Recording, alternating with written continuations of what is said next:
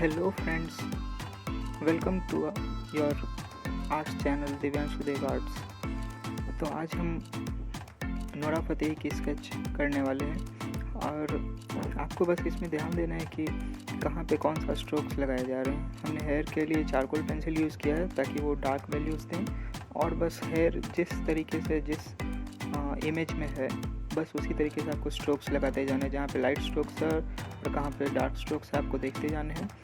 आई के लिए आपको 8B या 10B पेंसिल यूज़ करनी है और उसके बाद स्किन टेक्सचर के लिए आपको पहले लेयर टू लेयर काम करना है। पहले HB पेंसिल और उसके बाद हो सके तो 4B पेंसिल तक आप यूज़ करें और बार बार ब्लेंड करते रहें जिस तरीके से मैंने किया है इस वीडियो में।